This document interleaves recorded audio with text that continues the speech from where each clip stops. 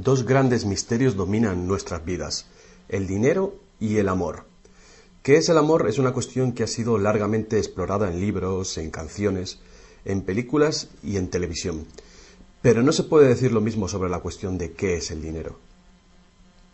No es de extrañar que las teorías monetarias no hayan generado ninguna película taquillera, pero que ni siquiera se haya mencionado en las escuelas es algo que debe ser analizado con detenimiento. Para muchos de nosotros, saber de dónde procede el dinero puede ayudar a afrontar el mito de la creación del dinero y la emisión del papel moneda. Lo que mucha gente cree es que el dinero lo crea el gobierno. Es cierto, pero solo hasta cierto punto. Estos metales y papeles que generalmente asociamos al dinero son, en realidad, creados por una agencia ligada al gobierno federal, llamada la Casa de la Moneda. Pero la mayor parte del dinero no es creado por ella, sino que lo crean en grandes cantidades cada día corporaciones privadas conocidas como bancos. Muchos creen que el dinero que prestan los bancos es el que han dejado en depósito sus clientes.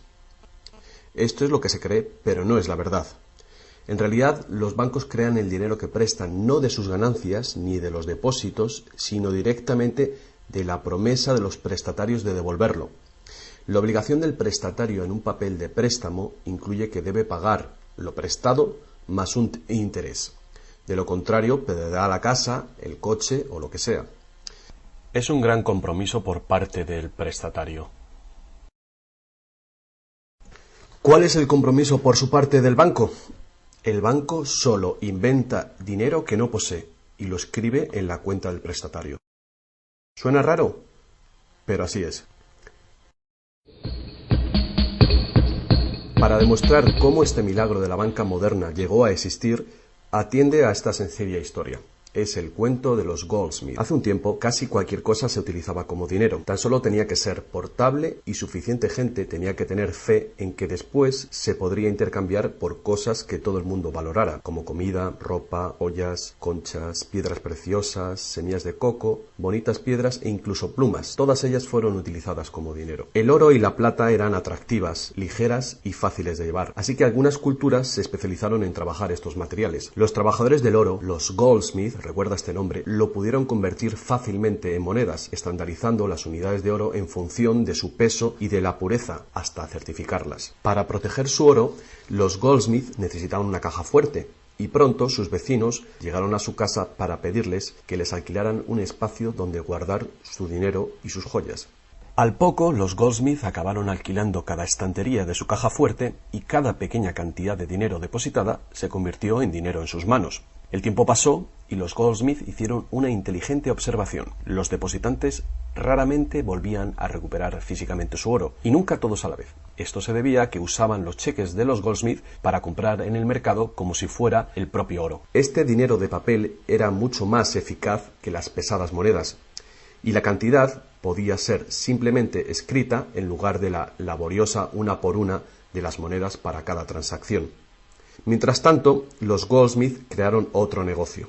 Prestaban su oro introduciendo un interés. Al tiempo que su papel moneda empezaba a ser aceptado, los prestatarios comenzaron a pedir sus préstamos en forma de estos cheques en lugar del metal. Su industria se expandió mientras más y más gente les pedía guardar su oro, lo que dio a los Goldsmith una idea todavía mejor. Sabía que muy pocos de sus depositantes sacaban su oro alguna vez, así que los Goldsmith pensaron que también podrían escribir más cheques ahora en función de los cheques del oro que habían dejado los depositantes en su cámara, además del oro de los depositantes que guardaban propiamente. Así, con tal de que devolviese el oro a los depositantes que lo desearan recuperar, nadie se daría cuenta del truco. Lo que no se sabe, no se siente. Y los Goldsmith, ahora más banqueros que artesanos, hicieron un mayor negocio del que podrían haber hecho prestando únicamente su propio dinero.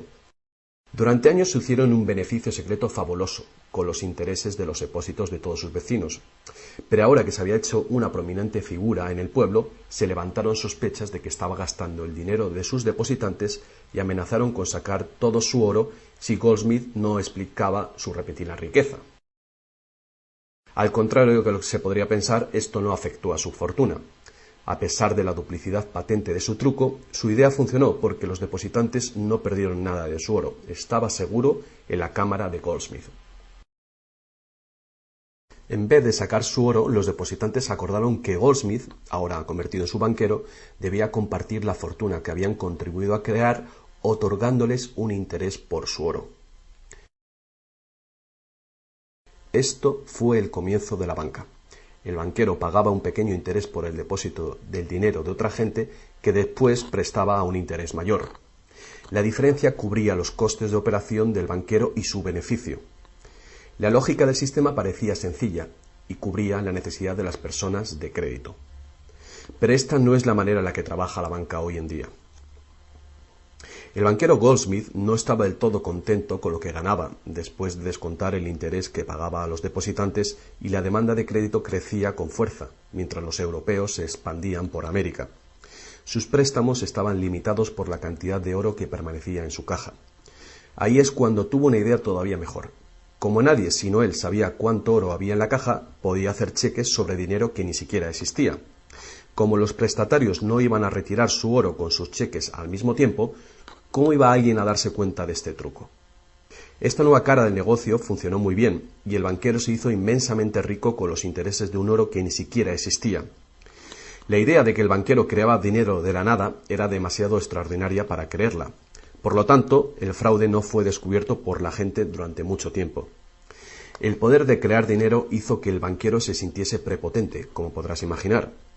Pero con el tiempo, la cantidad de los préstamos del banquero y su escandalosa riqueza hizo que una vez más se levantaran sospechas. Algunos clientes empezaron a reclamar su oro en lugar de la representación en papel. Los rumores se propagaron y todos los demás depositantes acudieron reclamando su oro. El juego se acabó. La marea de propietarios de cheques intentando recuperar su oro creó largas colas, y el banquero no tenía oro y plata suficiente para devolver a sus legítimos propietarios. Esto se llama el pánico de los ahorradores y es lo que todo banquero teme que suceda.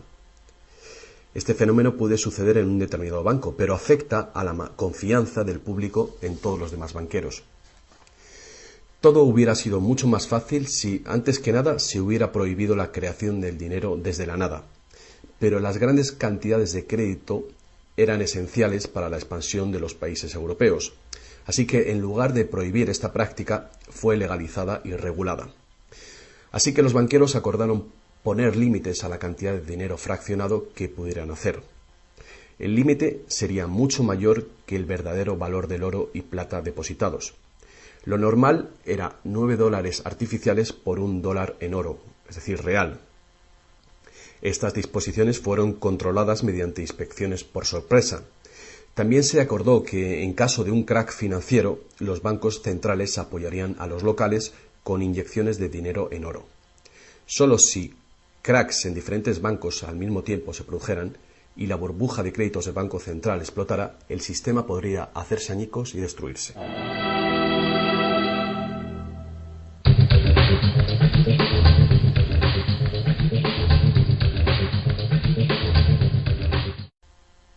A lo largo de los años, el dinero fraccionado y su sistema integrado por un banco central regulador se ha convertido en el sistema bancario dirigente del mundo.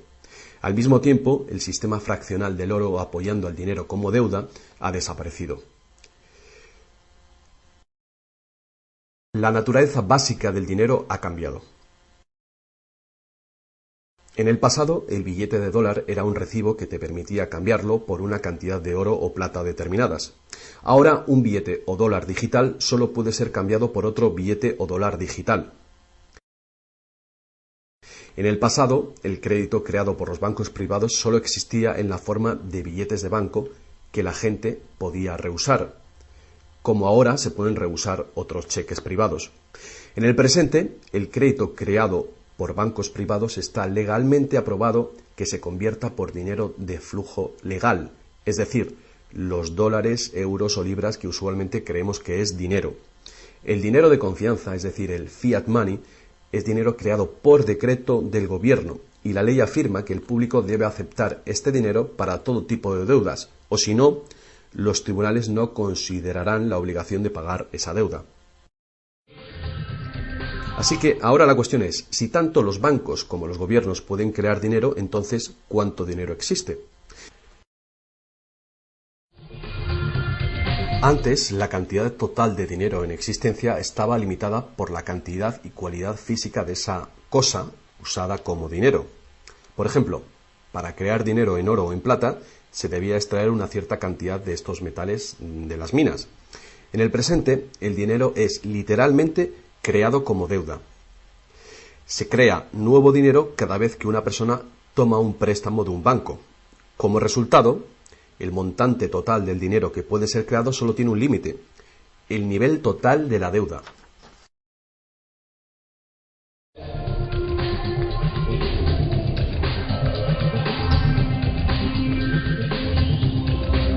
Los gobiernos ponen una disposición adicional para limitar la creación de dinero, imponiendo reglas conocidas como requerimientos fraccionales de la reserva. Son arbitrarias en su misma esencia. Estos requerimientos varían de un país a otro y de un tiempo a otro. En el pasado se obligaba a los bancos a tener al menos $1 en oro por cada 10 dólares creados. Hoy en día, la proporción ya no tiene relación con el dinero actualmente en depósito, sino con el dinero creado a su vez de la deuda creada sobre el dinero en depósito en el banco.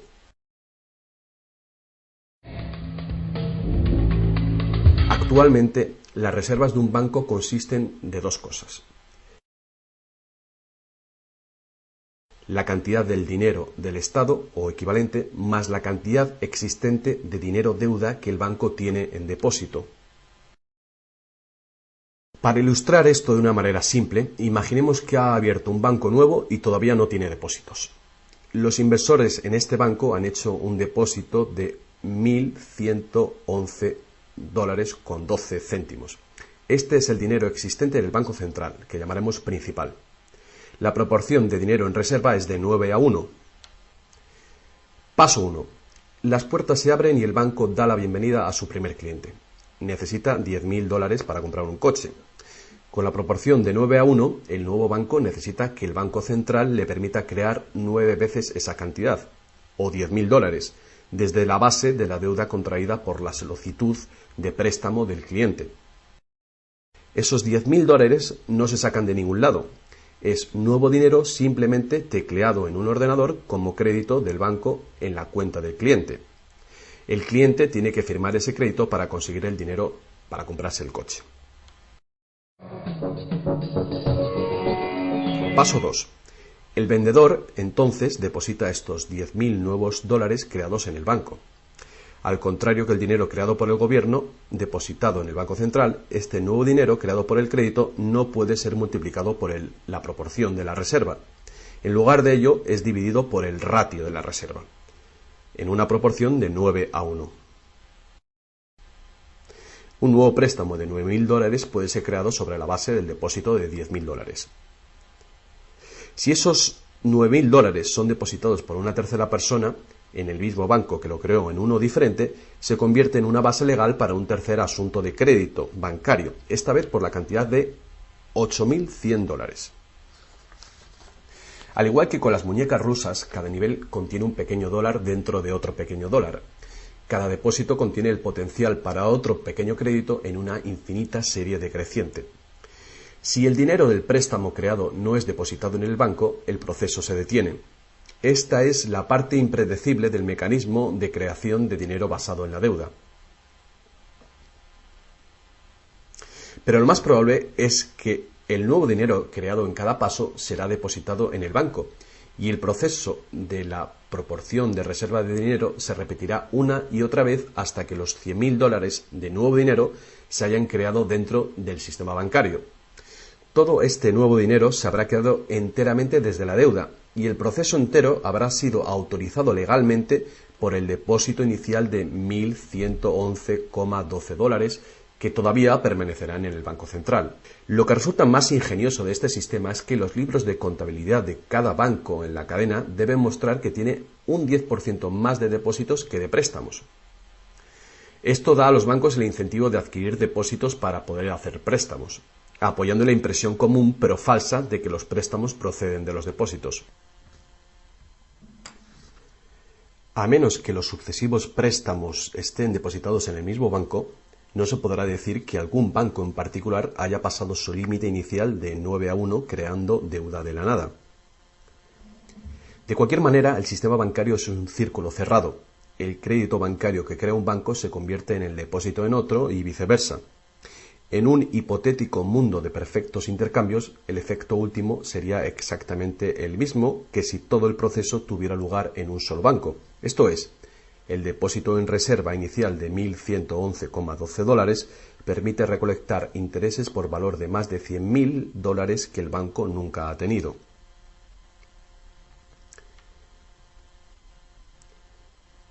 Si esto te resulta extraño, atiende esto. En tiempos recientes, como resultado de la presión de los lobbies bancarios, los requerimientos para hacer un depósito de reserva en el Banco Central prácticamente han desaparecido en la mayoría de los países.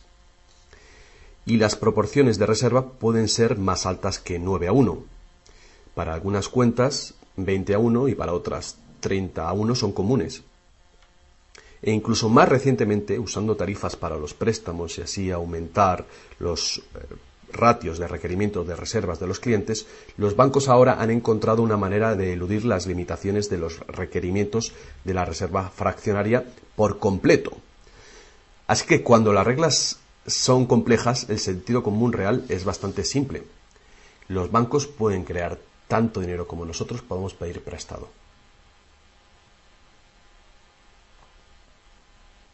A pesar del interminable proceso de creación de dinero que hemos visto, tan solo alrededor de un 5% es el tipo de dinero creado por la Casa de la Moneda de entre todo el dinero que hay en circulación. Más del 95% de todo el dinero en el mercado hoy ha sido creado por alguien firmando una solicitud de endeudamiento con un banco. Y lo que es más, este dinero bancario de crédito es creado y destruido en grandes cantidades cada día, según se conceden nuevos préstamos y los viejos son pagados.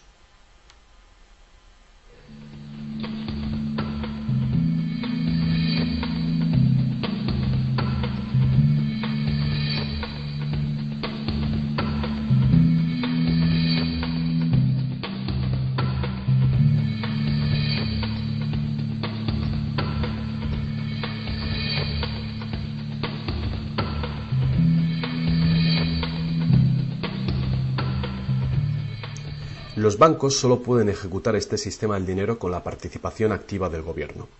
Primero, porque los gobiernos emiten leyes de divisas para hacer legal la moneda de confianza nacional, el fiat money. Segundo, porque los gobiernos permiten créditos privados para que sean pagados en esta moneda de curso legal. Y tercero, porque los tribunales estatales dan vigor a las deudas. Por último, los gobiernos aprueban regulaciones para proteger el funcionamiento del sistema monetario y su credibilidad ante el público sin hacer nada para contar a la ciudadanía de dónde procede el dinero. La verdad desnuda es que cuando firmamos la solicitud de una hipoteca o de un préstamo, nuestra firma promete un pago avalado por los bienes que daremos si no conseguimos pagarlo. Y estas son las únicas cosas de verdadero valor envueltas en la transacción. Cualquiera que crea que cumpliremos con la obligación la puede considerar como un bien o valor intercambiable o vendible. Es una deuda y por lo tanto una forma de dinero.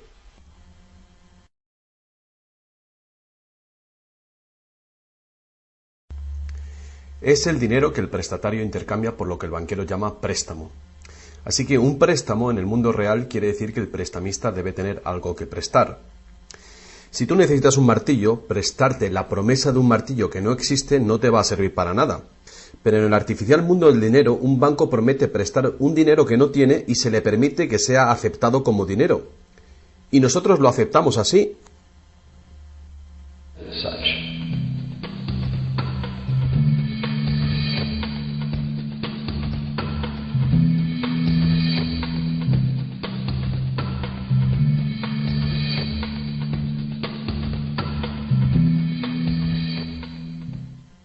Una vez que el prestatario firma la solicitud de préstamo, el banco lo consigna como una transacción en su ordenador, con unas cuantas claves, escribiendo una deuda del prestatario con el banco.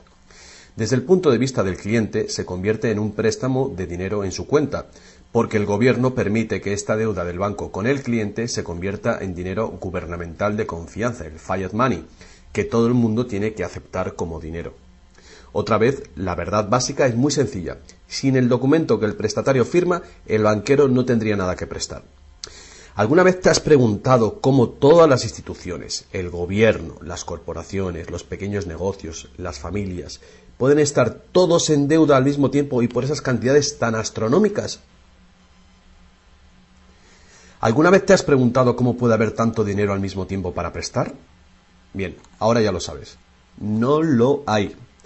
Los bancos no prestan dinero, simplemente lo crean de las deudas, y esa deuda es potencialmente ilimitada, tanto como la emisión de moneda. Y la situación opuesta también es verdadera.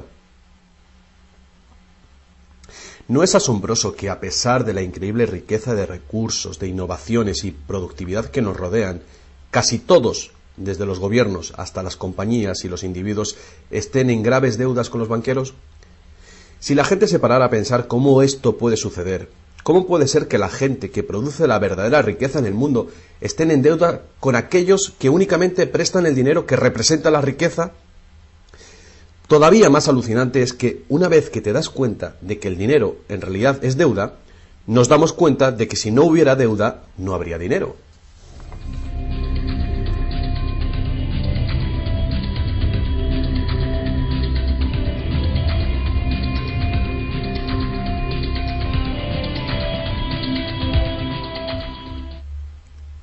Si esto es nuevo para ti, no eres el único. Mucha gente piensa que si todas las deudas se pagaran, el estado de la economía mejoraría. Es cierto a un nivel individual. Como tenemos más dinero para gastar cuando dejamos de pagar una deuda, pensamos que si todo el mundo pagara sus deudas, habría más dinero para gastar.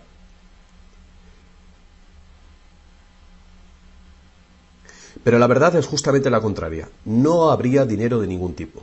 Así es.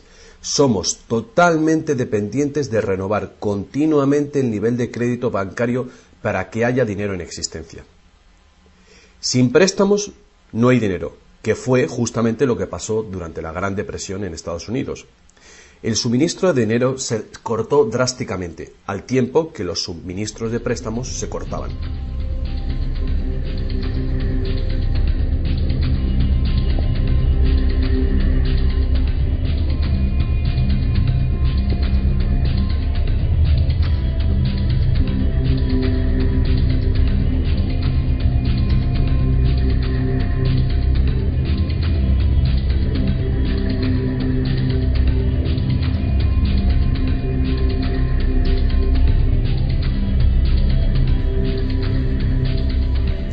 Pero eso no es todo.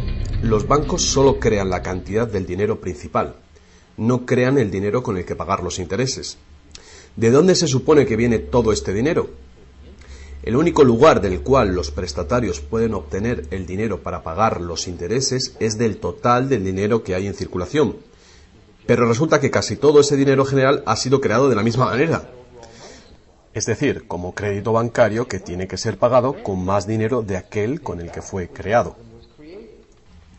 Así que por todas partes hay prestatarios en la misma situación. intentando obtener el dinero para pagar tanto el dinero principal como el interés.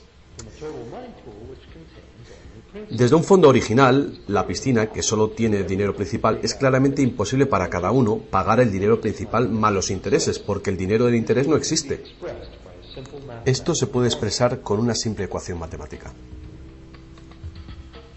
El gran problema aquí es que en caso de préstamos de largo plazo como hipotecas y deuda pública, el interés total excede mucho al dinero principal.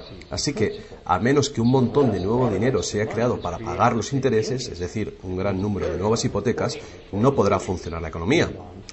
Para mantener una sociedad que funcione, la proporción de cancelaciones de deudas tiene que ser baja.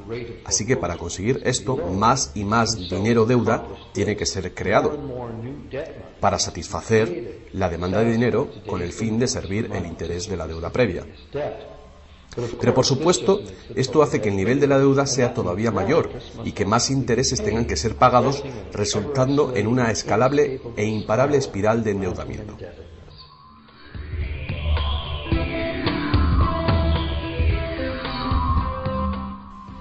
Tan solo el lapso de tiempo entre el dinero creado procedente de los nuevos préstamos y su devolución evita la bancarrota del sistema entero.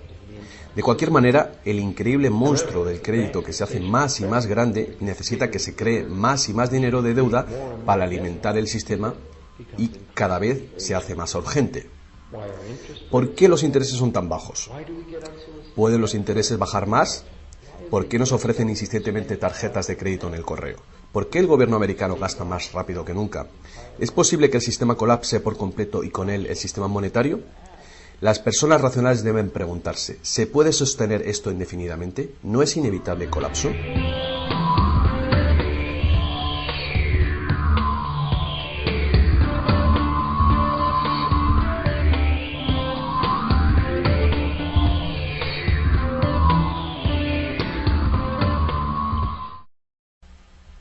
El dinero facilita la producción y el intercambio de bienes.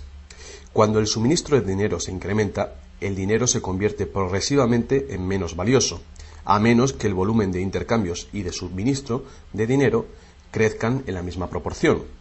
Hasta que nos damos cuenta de esto, cuando escuchamos que la economía crece a un 3% por año, creemos que lo hace en una constante regular, pero no es así.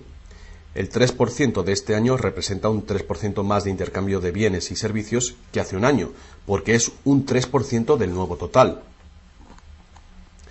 En vez de una línea recta como imaginamos sobre las palabras, es una curva exponencial que es cada vez más inclinada. El problema, por supuesto, es que el crecimiento perpetuo de la economía real requiere un perpetuo y escalable uso de los recursos naturales. Más y más cosas tienen que ir desde los recursos naturales hasta los basureros cada año para evitar que el sistema colapse. ¿Qué podemos hacer ante esta terrorífica situación? Una cosa, necesitamos un nuevo concepto del dinero. Es tiempo de que más gente se pregunte a sí misma y a sus gobiernos 4 preguntas muy simples. A lo largo del mundo, los gobiernos piden prestado dinero con interés a los bancos privados. La deuda del gobierno es un componente principal dentro de la deuda total. El pago de esos intereses hace que el gobierno tenga que cargar a los ciudadanos con más impuestos. Ahora que sabemos que los bancos simplemente crean el dinero que prestan y que los gobiernos les han dado el permiso para hacerlo, la primera pregunta es, ¿por qué los gobiernos eligen pedir prestado a los bancos privados con interés cuando los propios gobiernos podían crear el dinero que necesitan sin ningún interés ellos mismos? Y la segunda gran cuestión es, ¿por qué se crea dinero como deuda? ¿Por qué no se crea dinero que circule permanentemente y que no tenga que ser represtado con intereses para existir? La tercera, ¿cómo puede un sistema monetario funcionar solamente con un crecimiento perpetuo y acelerado y poderse considerar una economía sostenible? ¿No es lógico que el crecimiento perpetuo y acelerado y la sostenibilidad sean incompatibles? Y finalmente, ¿qué es lo que hace que nuestro sistema económico sea tan dependiente del crecimiento perpetuo? ¿Qué es lo que necesitamos crear para que nuestra economía sea sostenible? Hubo un tiempo en el que cargar con interés al préstamo se llamaba usura y era susceptible de severas penas, incluida la muerte. Todas las grandes religiones prohibían la usura. La mayoría de los argumentos contra la práctica de la usura eran morales. Se entendía que la única función legítima del dinero era la de ser un medio de intercambio de bienes y servicios. Cualquier manera de ganar dinero procedente del dinero se consideraba labor de un parásito o de un ladrón. Sin embargo, al tiempo que aumentaban las necesidades de crédito en el comercio, el argumento moral cedió paso al razonamiento de que prestar representa riesgo y pérdida de oportunidad para quien presta, y por lo tanto, cobrar por este coste era justo. Hoy en día, estas ideas parecen triviales. Actualmente, la idea de ganar dinero del dinero se considera la mejor ocupación que hay. ¿Para qué trabajar si tu dinero puede trabajar por ti? Sin embargo, para tener un futuro sostenible, queda claro que el cobro de interés es un problema moral y práctico al mismo tiempo. Imagínate una sociedad y una economía capaces de perdurar siglos porque en lugar de acaparar sus reservas capitales de energía, se autorrestringiera según sus ingresos actuales. Ya no cosecharía más madera que crezca en el mismo periodo. Toda la energía sería renovable, solar, eólica, gravitatoria, magnética y las demás que se descubran. La sociedad se sostendría dentro de los límites de sus recursos, ya que reutilizaría o reciclaría todo y la población se mantendría. Tal sociedad no podría existir si estuviera dependiente de un sistema monetario que a su vez depende del crecimiento acelerado perpetuo. Tal economía sostenible necesitaría un sistema monetario también capaz de sostenerse sin crecimiento. Digamos que todo el dinero en circulación se representa por este círculo. Además, imaginemos que los prestadores de dinero también tienen dinero verdadero para prestar. Pero si algunas personas dentro del sistema empiezan a prestar dinero cobrando interés por ello, entonces su parte del suministro total del dinero aumentaría. Y si siguen prestando todo el dinero que se devuelva, cobrando siempre interés por ello, ¿cuál sería el inevitable resultado? Ya sea oro, dinero confianza o de deuda, no importa, los prestadores de dinero acabarían con todo el dinero. Y después todos pasaríamos a estar en quiebra y ellos acabarían con toda la propiedad real. Solo si los beneficios de prestar dinero con interés fueran equitativamente distribuidos entre la población, se podría resolver este problema. Fuertes impuestos sobre los beneficios de los bancos podrían posibilitar este equilibrio, pero entonces no habría incentivo para los bancos. Si fuéramos capaces de liberarnos de la situación actual, podríamos imaginar la banca como un servicio social sin ánimo de lucro. Diseminando sus beneficios a la sociedad como un dividendo universal de los ciudadanos, prestando sin cobrar interés alguno.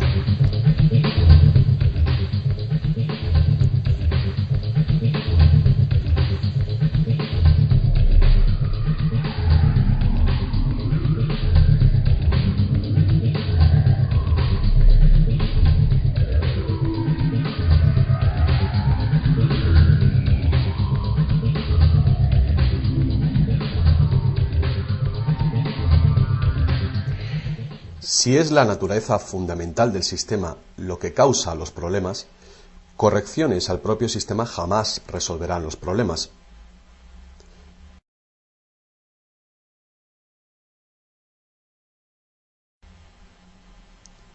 El sistema en sí debe ser reemplazado. Muchos críticos del sistema monetario hacen llamamientos a la vuelta al estándar del oro, insistiendo que el oro tiene una larga historia de confianza. Pero ignoran las muchas trampas que se puede hacer con el oro. Limar las monedas, alterar el metal, monopolizar el mercado, todas prácticas habituales en la antigua Roma que contribuyeron a su caída. Algunos defienden la plata por ser más abundante que el oro y así más difícil de monopolizar. Muchos dudan de la idea de volver al uso de los metales preciosos en absoluto. Nadie quiere volver a llevar bultos de monedas para ir de compras. Es cierto que el dinero de papel, el plástico, el digital o más probablemente dinero de identidad biométrica tendría el mismo potencial de crear dinero de crédito sin límite, igual que tenemos ahora. Yendo más allá, si el oro fuera nuevamente la única base legal para el dinero, los que no tengamos oro nos quedaríamos sin dinero. Otros críticos del sistema monetario insisten en que la codicia y la deshonestidad son los principales problemas, y que puede haber un sistema más equitativo que volver al estándar de plata o de oro. Muchos grandes pensadores han sugerido maneras alternativas para crear dinero. Muchos sistemas de intercambio crean dinero como deuda, de la misma manera que hacen los bancos, pero se hace transparentemente y sin cobro de interés. Por ejemplo, un sistema de trueque expresa la deuda como horas de trabajo, considerando el valor de todo trabajo igual y a la par con el dólar, y así permite que la hora de trabajo sea igualada con el precio del dólar de los bienes y servicios. Este tipo de sistema puede organizarlo cualquier persona capaz de gestionar la contabilidad. La preparación ahora de sistemas de trueque a nivel municipal sería prudente en previsión del inminente colapso del sistema actual. La reforma monetaria, al igual que la reforma electoral, es un tema muy polémico. Es una reforma que requiere una voluntad de cambio y de pensar fuera del cubículo habitual. La reforma monetaria, igual que la reforma electoral, no vendrá fácilmente, ya que los más privilegiados por el sistema existente actualmente harán todo lo posible para mantener sus ventajas. Ahora que hemos visto que el dinero es solo una idea y que en realidad el dinero puede ser cualquier cosa que concebimos, os presento un único sistema monetario para tu consideración. Este modelo está basado en sistemas que funcionaron bien en el pasado, sistemas en Inglaterra y en Estados Unidos que fueron destruidos por los banqueros Goldsmith con su sistema de reserva fraccional. Para crear una economía basada en dinero libre de interés, el dinero puede ser creado y gastado por el gobierno creando infraestructuras para la economía, tales como carreteras, puentes, ferrocarriles, puertos y mercados públicos. Este dinero no sería creado como deuda, sino como valor. Este valor serían las infraestructuras que pagaron con ello. Si este nuevo dinero proporciona más comercio, requiriendo su uso, no produciría inflación alguna. En el caso de que los gastos gubernamentales sí causaran devaluación o inflación, habría dos posibilidades para resolverlo. La inflación es equivalente a un impuesto plano sobre el dinero. No importa si el valor del dinero se devalúa en un 20% o si el gobierno nos quita con impuestos un 20%. El efecto en nuestro poder adquisitivo es el mismo. De esta manera, la inflación, en lugar de impuestos, podría ser políticamente aceptable con tal de que sea debidamente empleada. El gobierno podría contrarrestar la inflación recaudando impuestos y eliminando este dinero del mercado. Así reduciría el suministro de dinero y restauraría su valor. Para controlar la deflación, la caída de precios y sueldos, el gobierno sencillamente gastaría más dinero. Con la ausencia de la creación de dinero de deuda, el gobierno tendría más control del suministro del dinero del país y el público sabría a quién echar la culpa. Los gobiernos ascenderían y caerían según su capacidad para conservar el valor del dinero.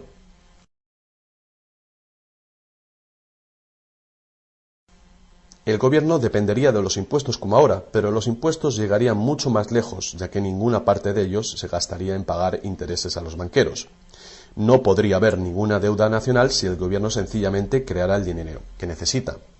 Nuestro perpetuo servicio a los bancos pagando la deuda dejaría de existir.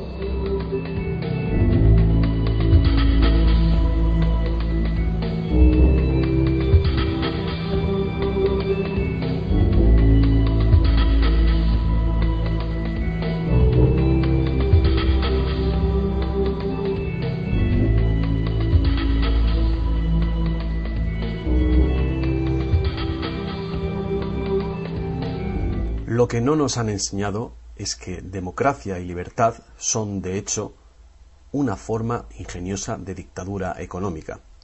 Mientras toda nuestra sociedad dependa de un suministro de crédito bancario para sus necesidades monetarias, los banqueros serán quienes deciden quién tendrá el dinero que se necesita y quién no.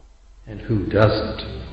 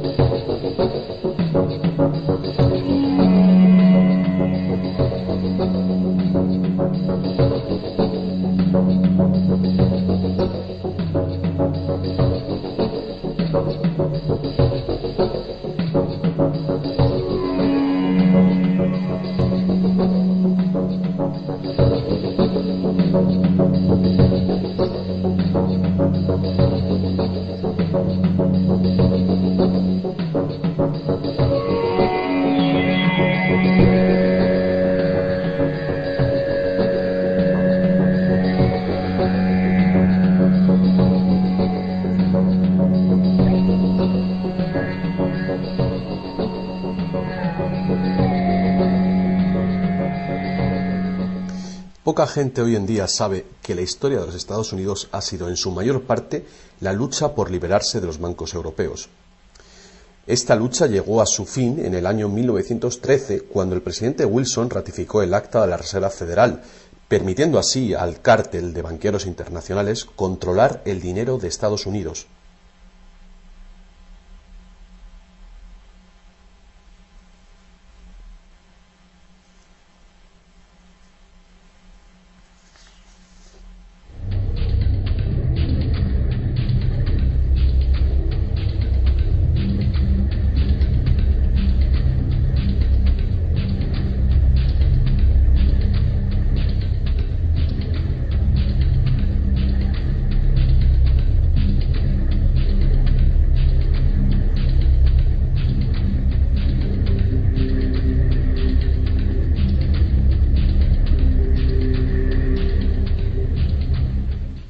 El poder de este sistema está profundamente integrado.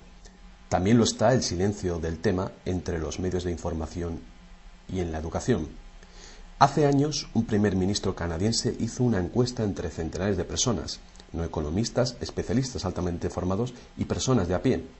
La encuesta reveló que ni un solo encuestado tenía un conocimiento preciso de cómo se crea el dinero. De hecho, descubrió que hasta los empleados bancarios ni siquiera habían contemplado alguna vez el asunto. ¿Y tú? Have you?